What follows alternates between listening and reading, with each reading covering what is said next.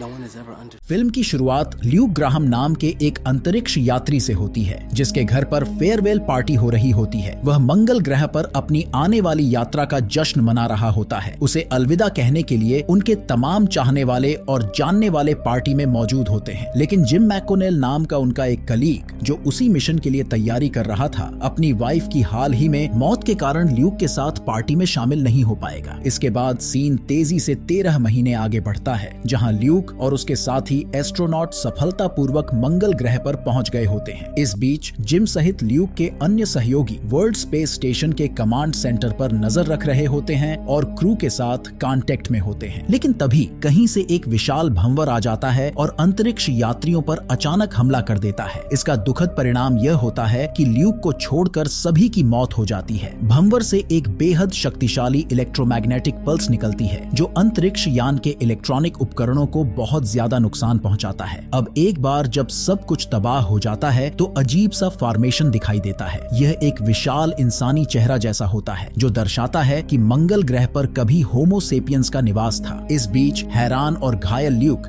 किसी तरह world space station तक एक मैसेज भेजने में सफल हो जाता है। अब इस मैसेज को प्राप्त करने पर जिम टेंशन में आ जाता है और अपने सीनियर रे से संपर्क करता है। उनका प्रस्ताव होता है कि उन्हें तुरंत एक बचाव अभियान शुरू करना चाहिए। हालांकि रे को इस विचार पर संदेह होता है, क्योंकि वे यह भी निश्चित नहीं है कि मंगल ग्रह पर क्या छिपा है। शायद ल्यूक उस रात जीवित नहीं बच पाया होगा। पिछले अभियान से हटने के कारण रे को भी जिम पर बिल्कुल भी भरोसा नहीं होता है। यह सब सुनकर कमरे में मौजूद अंतरिक्ष यात्रियों में से एक वुडी ब्लेक आगे आता है और जिम का सपोर्ट करता है। उसका कहना होता है कि वह बेचारा केवल अपनी बीमार वाइफ की देखभाल कर रहा था और यह ऐसी चीज है जिसे हर हस्बैंड सब काम से पहले करेगा। इसके अलावा यह जिम और उसकी वाइफ ही थे जिन्होंने मंगल मिशन के बारे में रिसर्च और डिजाइन किया था, जिससे वह ग्रह के बारे में सबसे अधिक जानकार एस्ट्रोनॉट बन गया है। अब यह तर्क सुनकर आखिर में रे मान जाता है और इस वजह से एक बचाव अंतरिक्ष यान जिसमें 4 एस्ट्रोनॉट की एक टीम शामिल होते हैं, मंगल ग्रह के लिए रवाना होती है। क्रू मेंबर्स में वुडी, उसकी वाइफ टेरी फिशर, जिम और फिल ऑलमेयर नामक एक तकनीशियन होते हैं। इस मिशन का मेन उद्देश्य दुखद घटनाओं की जांच करना और ल्यूक की सुरक्षित वापसी करना होता है। जैसे जैसे वे मंगल ग्रह के ऑर्बिट के पास पहुंचते हैं, उन्हें एहसास होता है कि रहस्यमयी पावर अभी भी वहां है। वे 3 कब्रगाहों को भी देखते हैं, जिन्हें वे अपने मरे हुए क्रू मेंबर्स का रहने की जगह मानते हैं। इसके तुरंत बाद एक चुंबकीय तूफान ग्रह को घेर लेता है, जिससे अंतरिक्ष यात्रियों को देखने में बहुत परेशानी होती है। लेकिन इसके बावजूद रे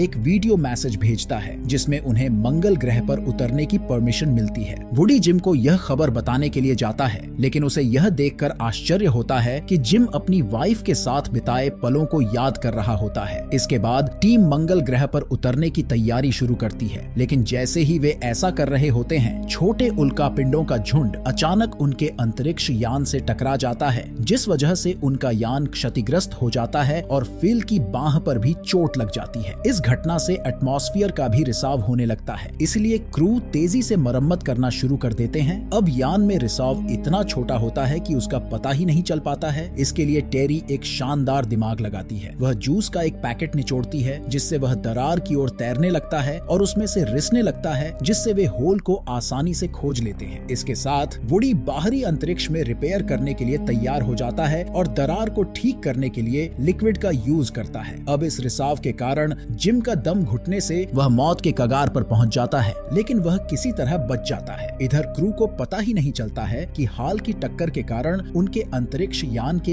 ईंधन टैंक को भी नुकसान हुआ है। दोस्तों, आप लोगों से एक शिकायत है, आप सब चैनल सब्सक्राइब नहीं करते हो। ऐसा मत करो मेरी जान। इसके कारण जब वे मेन इंजन को इग्नाइट करते हैं तो ईंधन अंतरिक्ष में लीक होने लगता है और विस्फोट हो जाता है, जिससे अंतरिक्ष यान नष्ट हो जाता है। इसलिए कोई ऑप्शन नहीं बचा होने के कारण सभी क्रू अपना स्पेस सूट पहनकर पहले के मिशन से छोड़े गए रीसप्लाई मॉड्यूल की ओर अपना रास्ता बनाने के लिए मजबूर हो जाते हैं। अब ऐसा लगता है कि यह मंगल ग्रह की बहुत करीब से परिक्रमा कर रहा है। दुर्भाग्य से परिस्थितियां क्रू मेंबर्स के पक्ष में नहीं होती हैं, क्योंकि रीसप्लाई मॉड्यूल क्रू की तुलना में थोड़ी निचली ऑर्बिट में और तेज गति से घूम रहा होता है। यह महसूस करते हुए कि उनके पास समय बहुत कम बचा है, तो वुडी खुद को मॉड्यूल की ओर बढ़ाने के लिए अपने रॉकेट में सभी ईंधन का यूज करता है। इस वजह से वह सफलतापूर्वक उसमें एक तार जोड़ देता है, लेकिन इस प्रोसेस के दौरान उसकी पकड़ छूट जाती है, जिससे वह मंगल ग्रह के एटमॉस्फेयर में गिर जाता है। इसलिए घबराकर टेरी भी अपना बंधन तोड़ देती है और अपने हस्बैंड के पीछे चली जाती है। क्रू के बाकी सदस्यों के इसे खतरनाक बताने के बावजूद वह उसे हर कीमत पर बचाने पर अड़ी होती है। लेकिन जैसे ही वह थोड़ी दूर पहुंचती है तो वुडी खुद से अपना हेलमेट हटा देता है और उसकी जान बचाने के लिए खुद का बलिदान दे देता है। यह देखकर टेरी अपने दोस्तों के पास लौटने से पहले कुछ देर के लिए शोक मनाती है। अगले सीन में क्रू आखिर में मंगल ग्रह की सतह पर पहुंच जाते हैं और अपने साथ लाए गए मदरबोर्ड का यूज करके अर्थ रिटर्निंग व्हीकल या ERV की रिपेयरिंग शुरू कर देते हैं। वे पहले अंतरिक्ष यान का भी पता लगाते हैं जिसमें उनका पूर्व दल आया था और पता चलता है कि रहने वाले क्वार्टर अभी भी बरकरार हैं। जिम ग्रीन हाउस चैम्बर में जाता है और यह देखकर आश्चर्यचकित रह जाता है कि सभी पौधे फल फूल रहे हैं। जैसे ही वह अपना हेलमेट उतारता है और पानी से भरी बाल्टी में अपना परछाई देखता है, उसे पता चलता है कि कोई उसके पीछे कुल्हाड़ी से उस पर हमला करने वाला है। जिम जल्दी से मुड़ता है लेकिन उसे पता चलता है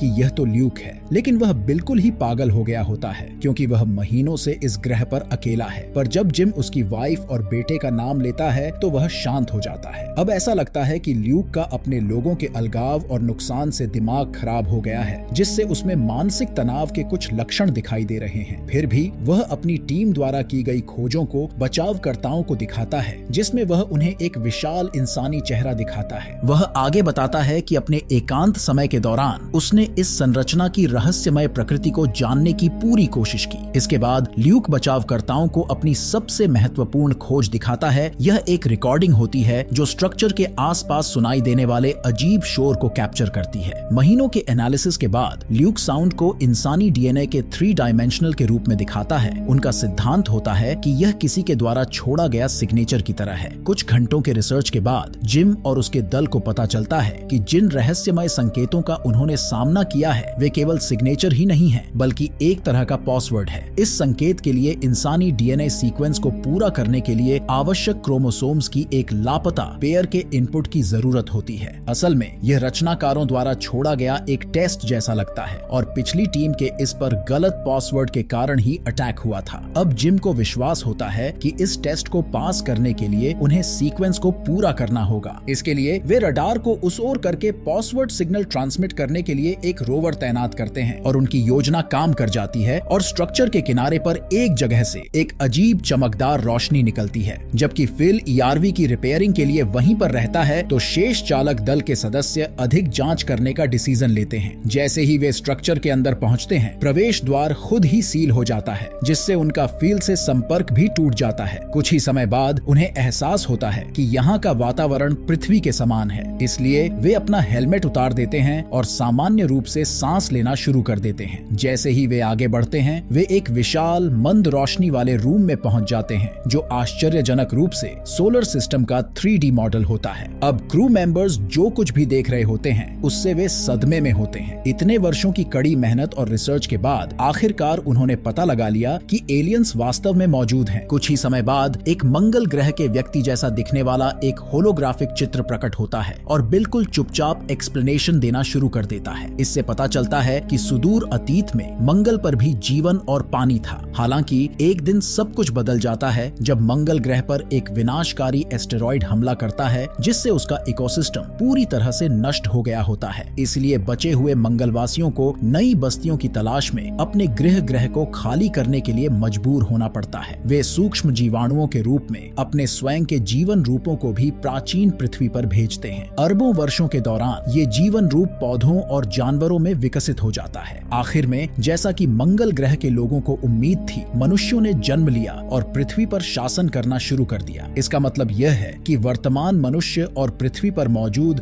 दूसरे सभी जीव जंतु वास्तव में मंगल ग्रह के ही वंशज है। प्रेजेंटेशन समाप्त होने के बाद होलोग्राफिक आकृति अंतरिक्ष यात्रियों की ओर अपना हाथ बढ़ाती है। अब यह पता चलता है कि वे एक ही प्रजाति के हैं। जैसे जैसे मंगल ग्रह की आकृति की छवि धीरे धीरे लुप्त होती जाती है, यह अंतरिक्ष यात्रियों में से एक को उनके नए ग्रह के लिए इनवाइट करती है। इस बीच फिल किसी तरह क्रू से संपर्क करता है और बताता है कि एक घातक तूफान उनके रास्ते में आ रहा है। अगर वे समय पर नहीं निकले तो वे यहीं फंस सकते हैं या मर भी सकते हैं। इससे क्रू घबरा जाते हैं और वे जाने की तैयारी करने लगते हैं, लेकिन जिम घोषणा करता है कि वह यहीं रुकेगा। वह दूसरी गैलेक्सी की यात्रा के लिए मंगल ग्रह के लोगों को फॉलो करने का डिसीजन लेता है। क्रू के बाकी बाकी सदस्य सदमे में होते हैं, लेकिन वे जानते हैं कि गैलेक्सी का टूर करना जिम का सपना है। उनके जाने से पहले टेरी जिम को एक रॉकेट का लॉकेट उपहार में देती है जो उसके हस्बैंड वुडी का था। ल्यूक और टेरी फिर इस स्ट्रक्चर से बाहर निकल जाते हैं, जबकि जिम एक बेलनाकार संरचना के भीतर खड़ा होता है जो कैप्सूल जैसे कंटेनर में बदल जाता है और अंत में उसे धीरे से बाहरी अंतरिक्ष में उठा लिया जाता है। थोड़ी देर के बाद उसका कैप्सूल साफ लिक्विड से भरने लगता है, इसलिए जिम लंबे समय तक अपनी सांस रोक कर रखता है, लेकिन एक पॉइंट पर वह हवा की आवश्यकता के आगे झुक जाता है और सांस लेता है। अब उसे आश्चर्य होता है कि वह लिक्विड के भीतर भी सांस ले सकता है। यह खोज जिम के चेहरे पर मुस्कान ला देती है, क्योंकि उसे एहसास होता है कि वह अब अपने नए रूप में है। अतीत की सभी अच्छी यादों से सराबोर वह सभी को अंतिम विदाई देता है। आखिरी सीन में जैसे ही क्रू मेंबर्स उड़ान भर रहे होते हैं तो वे देखते हैं कि जिम का मार्ट यान उनके ईआरवी से सैकड़ों गुना अधिक गति से उनके पास से उड़ रहा है और अंतरिक्ष की गहराई में समा जाता है। अब फिल्म के लास्ट में क्रू मेंबर्स जिम को उसकी सुरक्षित यात्रा की आशा करते हुए अपनी शुभकामनाएं भेजते हैं।